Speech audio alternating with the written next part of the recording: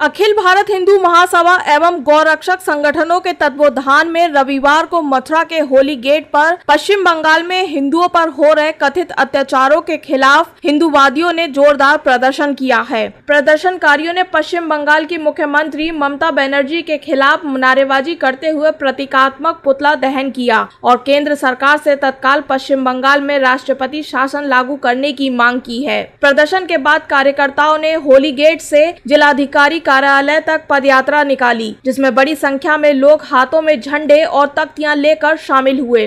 Collectorate परिसर में पहुंचकर प्रदर्शनकारियों ने राष्ट्रपति के नाम संबोधित ज्ञापन जिलाधिकारी को सौंपा। वहीं हिंदू महासभा की मथुरा जिला अध्यक्ष छाया गौतम ने कहा कि पश्चिम बंगाल में हिंदुओं पर अत्याचार हो रहे हैं, त्योहारों पर प्रतिबंध लगाए जा रहे हैं। यदि केंद्र सरकार ने हस्तक्षेप नहीं किया तो हालत और भी बिगड़ सकते हैं। उन्होंने चेतावनी देते हुए कहा कि यदि हिंदू समाज जाग गया तो मुख्यमंत्री ममता बनर्जी का शासन और सत्ता दोनों ही खतरे में पड़ जाएंगे। जिलाधिकारी को सौंपे गए ज्ञापन में मांग की गई है कि पश्चिम बंगाल में तुरंत राष्ट्रपति शासन लागू किया जाए, हिंदू समुदाय की सुरक्षा के लिए विशेष कदम उठाए जाएं, दोषियों के खिलाफ कठोर कार्यवाही की जाए, वहीं पीड़ितों को न्याय दिलाने हेतु विशेष न्यायाधिकरण की स्थापना की जाए। इस मौके पर कई अन्य हिंदूवादी संगठनों के नेताओं ने भी बंगाल सरकार की आलोचना की और केंद्र सरकार से दोषियों के खिलाफ कड़ी कार्यवाही की मांग की है। छाया गौतम ने हिंदुओं से जातिगत भेदभाव छोड़कर एकजुट होने की अपील भी की है। वहीं श्री राष्ट्रीय राजपूत करणी सेना मथुरा के जिला अध्यक्ष कन्हैया ठाकुर ने कहा कि पश्चिम बंगाल में हिंदुओं पर हो रहे हमले बहुत ही निंदनीय है। हिंदुओं को जागरूक होकर संगठित होना पड़ेगा। वहीं विश्व हिंदू परिषद के गौरक्षक पुनीत चतुर्वेदी ने पश्चिम बंगाल में राष्ट्रीय शासन लगाने मांग करते हुए पश्चिम बंगाल में हिंदुओं को सुरक्षा देने के लिए केंद्र सरकार से मांग की है।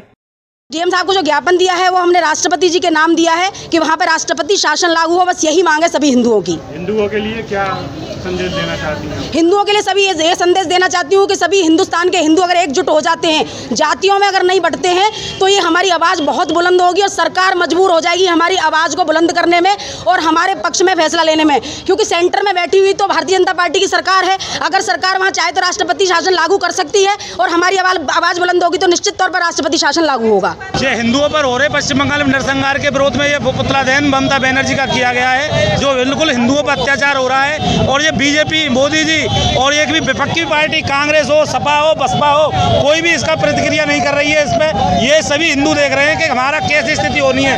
ये जो पश्चिम बंगाल में एक प्रयोग है, ये आगे आने वाले भविष्य में आप भी इसके लिए तैयार रहें। जो योगी जी ने नारा दिया ना, बटेंगे तो कटेंगे, ये बिल्कुल सही है। अगर आप बटोगे तो कटोगे, ये निश्चित है। ये आपको दिखाया जा रहा है पश्चिम बंगाल में आपको ऐसा अत्याचार आपके ऊपर किया जा रहा है, इसका परिणाम आप जल्दी ही आपको पूरे भारत में देखने को मिलेगा।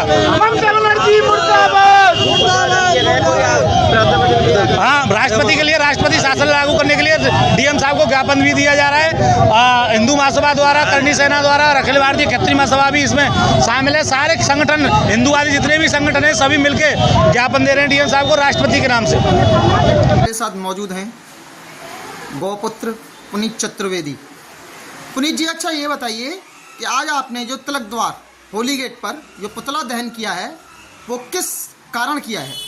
इसलिए किया है, जैसे पश्चिम बंगाल में आपने भी देखा होगा कि हिंदुओं के ऊपर अत्याचार हो रहा है।